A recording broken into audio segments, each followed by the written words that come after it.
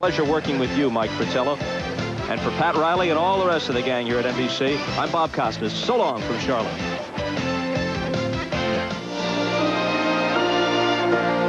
A promotional fee has been paid to NBC by United Airlines. Come fly the friendly skies. Tuesday. You murdered my friend. Tibbs turns to vigilante justice, and the chief must stop him before another victim falls in the heat of the night.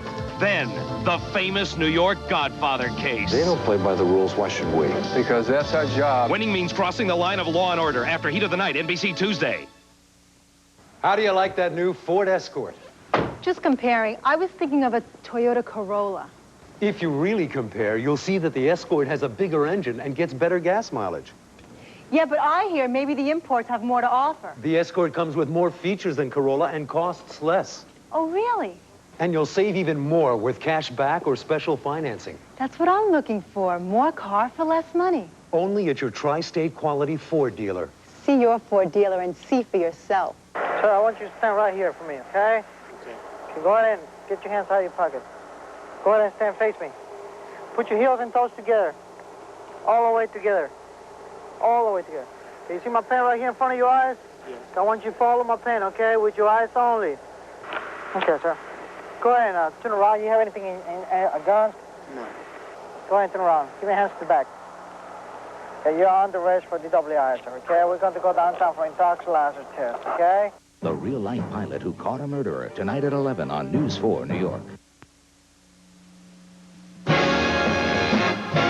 gallery gathered around the 18th green here at Indian Wells yesterday left with warm memories thanks to Bob Hope.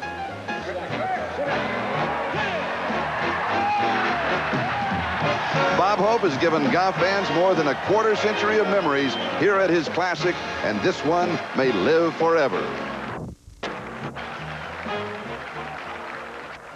Now we turn our attention to today's competition, which is strictly for professionals. For third round leader, Mark O'Meara, one of the tour's strongest front runners. For Tim Simpson, searching for victory and the courage to overcome personal tragedy. For Corey Pavin, a 7-time tour winner, shut out over 2 years. For Fred Couples, trying to turn talent into supremacy on tour. And for Ray Floyd, winner of 4 majors, stalking today's pack.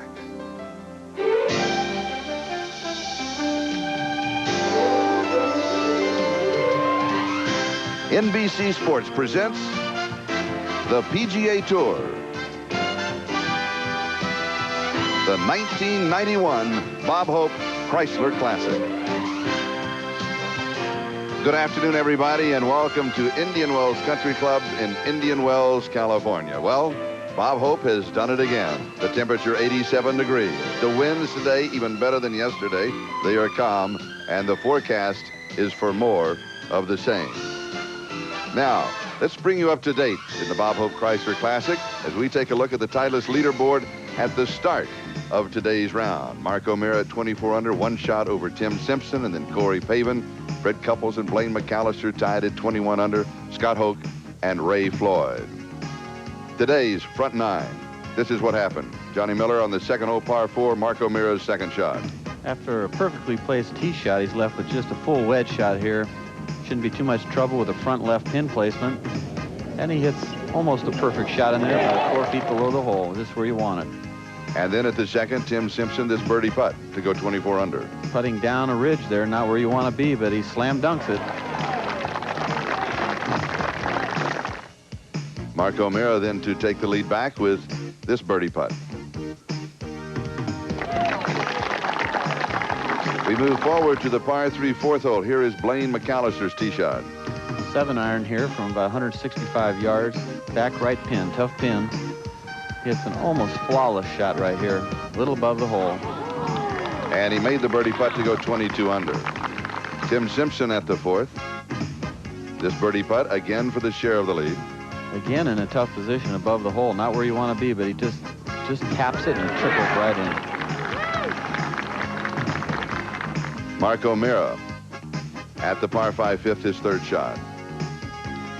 He's got an uphill pitch here from about 45 yards and just hits and bumps and runs it there. Right underneath the hole again. He's putting the ball right where you want to put it, underneath the hole. And the birdie putt. And he moved to 26 under. At the par 4 7th, Blaine McAllister, he had birdied 5. He has this birdie at 7. He went on to birdie 8 to take him to 25 under par. Then Corey Pavin at the 9th. Side hill putt here. Doesn't look like it's going to get there, but To go to 26 under, and then at the 10th, Tim Simpson. This is to save par. Oh, and the 10th has been a turning point as we take a look at the Titleist leaderboard. Brought to you by Titleist, the #1 ball on the PGA Tour, the #1 ball in golf. Blaine McAllister had a double bogey at 10 and has dropped back. Mark O'Meara is the leader at 27 under. Then it is Corey Pavin, Tim Simpson, and Scott Hope. Good afternoon, everybody. I'm Charlie Jones, along with Johnny Miller and Chipper Hope. Tell us about that shot yesterday. It was nothing. It was nothing. Little thing I studied, you know. You saw me play a lot of those holes before this, and you saw how I was playing. What did you think here? That had to be a thrill. It shocked me more than the audience. That was a real thrill for you, though, wasn't it? What a kick.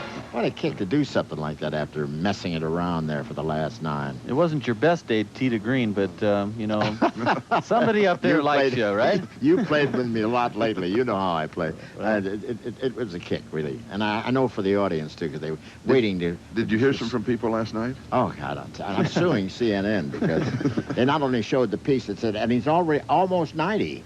Oh, he's almost 90. You're not almost 90. You're 87, I'll get to Ted Turner if I have to go to Atlanta personally. Well, if anybody can do it, you can. Tell us about, for those that missed the telecast yesterday, tell us about the shirt you're wearing today.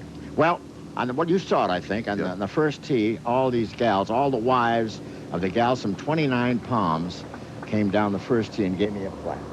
And then they gave me this shirt, you know. And I just took off the shirt I had on because I had to wear this Marine shirt because... I heard that was the highlight of the day. You with your shirt off on the first tee. Gave a few flexes, really nothing, right? I got very few offers. But when you were in Saudi Arabia, you saw the troops from 29. You know, the first group we played for in the desert, they said they're from 29 Palms, and I was shocked. I walked out. I said, "You mean to tell me I had to come halfway around the world to see guys from 29 Palms?" I saw them every Saturday night with their short haircuts walking down Palm Canyon, you know. Oh, it's a kick. And then some more people started coming over, more soldiers coming over the audience. I guess they're from Banning. Oh, what do you think of this scoring, Bob? We got some... It's unbelievable, just watching that opening thing right there. What's happening? What was it, 19 under last year? I'm not even sure. What was it was in that neighborhood, but I mean, it's just... just 27 is the record. Well, there you are. So and so, you know, the record is going to go. There's no question. They're already at the record score right now with 9 holes to go. And the largest galleries we ever had. I just talked to John Foster. It's the largest we ever had, you know. Have you ever seen the courses in that kind of condition and the weather like this? No. The best, huh? Well, it means a hell of a lot of money for all the benefits, you know. Yes, it does. More than $20 million have been raised. Well, we raised about 25. 25 all total? Yep, and Eisenhower gets 15. They get 75% of that, I guess, and the rest of the charities get the rest, and they've done a lot of good in this valley. It really just has. Something. It's great to have you involved in this. This is your tournament. This is it. And we've got coverage all over Indian Wells, and now let's move out and meet the announcers that will bring all of the action to you today. I'm Roger Maltby. I'll be covering the par 5 14th hole. At 490 yards, it is very reachable in 2. However, the key to the hole is the drive.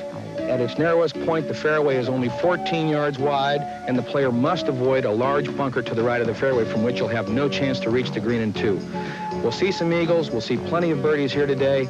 The pin is cut in an easy, accessible position in the back left part of the green, but the drive must be kept in the fairway. Now over to 15.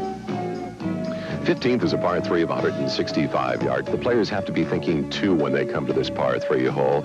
If they do come up with an ace, though, it's good for a Chrysler LeBaron convertible. Pin position a lot more difficult than we've seen over the last couple of days, though. It is tucked just beyond the greenside bunker to the right. I'll also be covering 16, a par 4 of 354 yards. Over the first few days of this tournament, it has been one of the easiest holes on the course. It's a 3-wood for most of the players off the tee, getting to the top of the slope, top of the hill, a pitch across the water hazard into a green that's been a very makeable birdie putt all week long. Let's go over to 17. The 17th at Indian Wells is a par 4, 398 yards, framed on the right by a row of trees.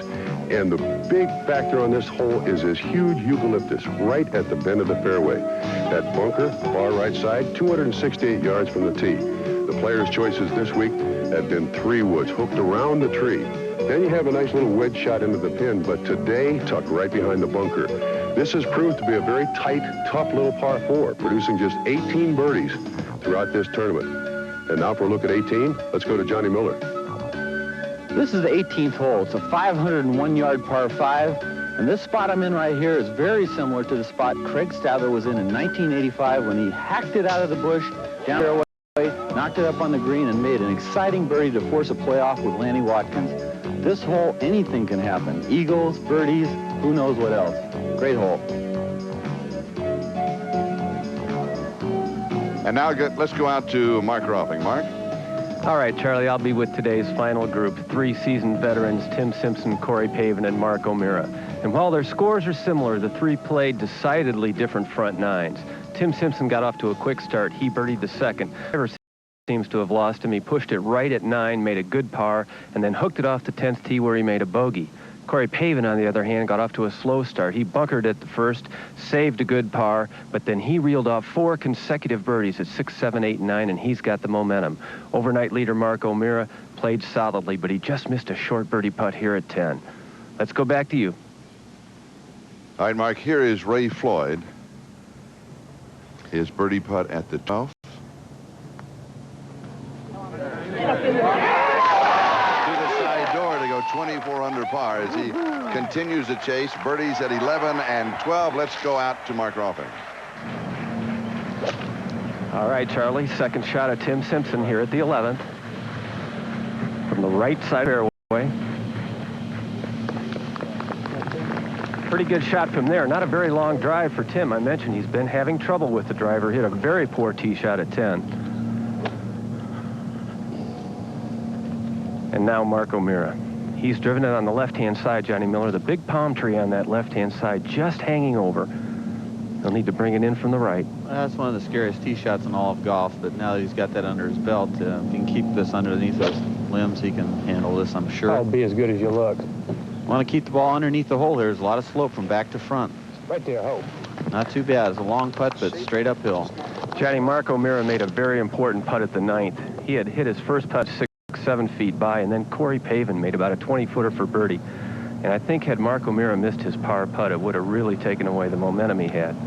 But he made it. Well, Corey says this is his favorite course in the